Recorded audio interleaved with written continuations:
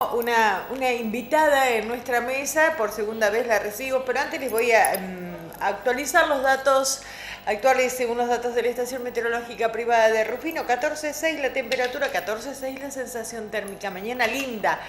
Una gran propuesta le vamos a hacer ahora porque hay que alimentar el alma, no solamente con buenas acciones que se alimentan, con buenas lecturas, Una gran propuesta que por segunda vez nos viene a visitar Ana María Manuel Roca, que viene desde la ciudad de Mendoza y que anteriormente vino y nos presentó. Aquí la tengo, Ana María, un gusto tenerte de vuelta. Encantada, Alicia. Un gusto. Ana María vino y nos presentó hace un tiempo Sentimientos, Añoranzas, Valores y Al Sendero de la Vida y de los Sueños. Pero ahora ha venido porque tiene muchísimos más libros que ha estado trabajando, tiene mucho más tiempo. Bueno, nos va a comentar ella. Bienvenida. Bueno, encantada, Alicia, y gracias también por la atención. También un saludo extensivo a toda la gente de acá de Rufino que está viendo posiblemente esta nota. Y bueno, me trae siempre a Rufino. ¿Por qué venís a Rufino? Mi madre nació acá. Ahí está, para que la gente se vaya. Exacto. Y ahora, bueno, con una propuesta que nació en Miramar, Buenos Aires, puesto que en Miramar yo a los 10, 11 años viví con mi familia, 2 años. Justamente también estudié allí y existió la propuesta para presentar estos 5 libros que he publicado ahora en el mes de marzo. Qué cosa interesante esta de tener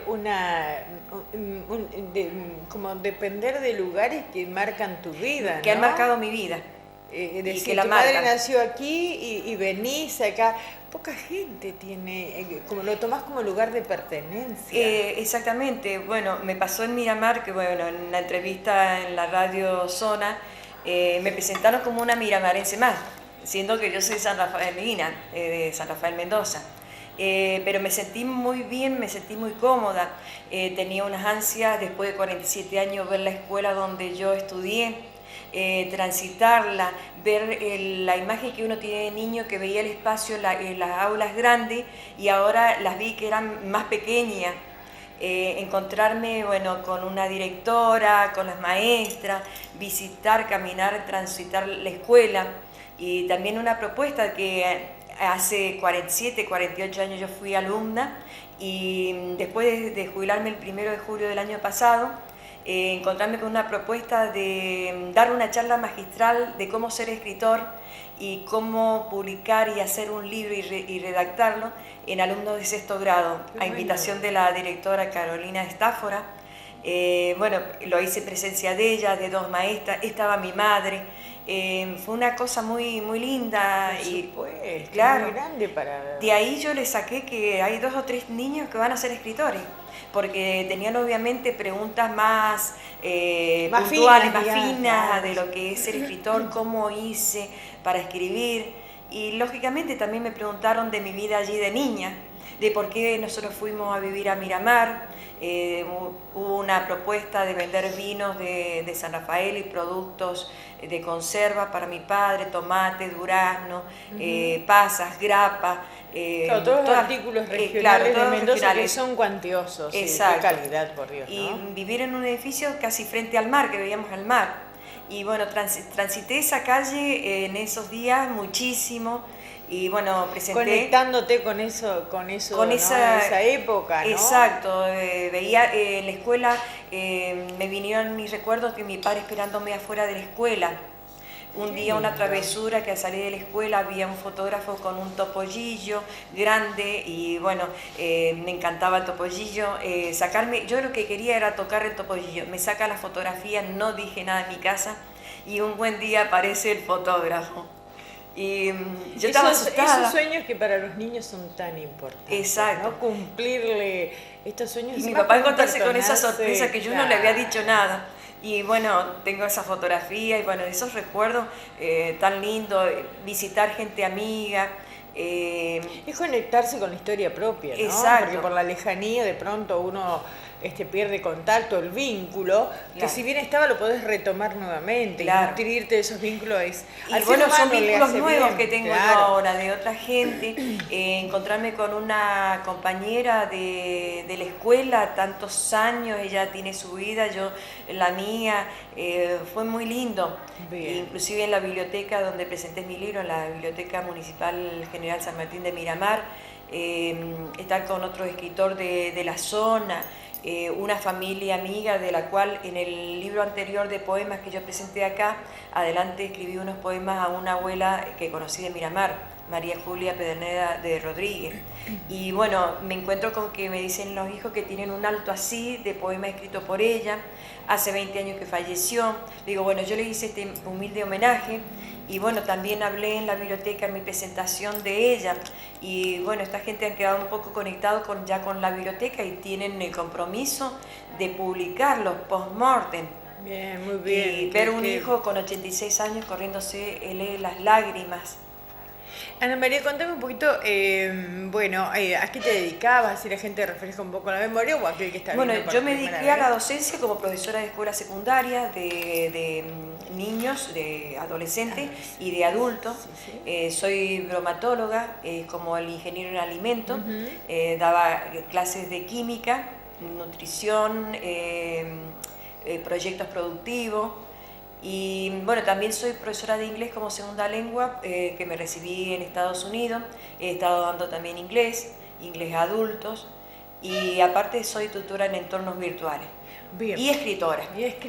¿Y cuándo surge esta necesidad de transferir al papel cosas que pasaban en tu mente, en tu corazón? Porque creo que yo una conectividad corazón-mente para escribir, ¿no? Indefectiblemente debe ser así. Exacto. Bueno, obviamente, esta abuela, aunque no era abuela mía, yo creo que fue quien me llevó por ese camino a descubrirlo. Y bueno, yo a lo largo de mi vida escribí poemas que lo plasmé en ese libro, y después, bueno, entre el año 2009 y 2010 me incentivan para presentar algo en el Museo Histórico Ferroviario de San Rafael, puesto que mi abuelo paterno, Julián Manuel Santos, fue encargado de cargas y cajero de la estación.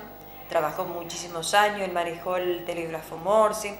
Y bueno, yo cuando visité el museo vi que había gente que presentaba fotografías escritas arriba al nombre, y obviamente uno siendo profesor, acostumbrado a hacer proyectos, a hacer tareas prolijas, uno se acostumbra a hacer las cosas bien. Entonces yo agarré, me puse a escribir en mi computadora, después lo traspasé al papel, saqué fotografías, reconocí fotografías importantes, inclusive publiqué del pueblo de él, de allá de Valladolid y de San Rafael, fotografías antiguas. Y bueno, hice 3 libros que lo hice encuadernar y todo, le hice una solapa, elegí todo lo que iba. Yo no sabía en ese momento que estaba haciendo lo que hace un escritor. Y bueno, después cuando yo voy a donarlo al museo, ese libro, de los cuales hay 3 nada más en total publicados, me dicen, tiene que autografiarlo porque usted es la autora de este libro.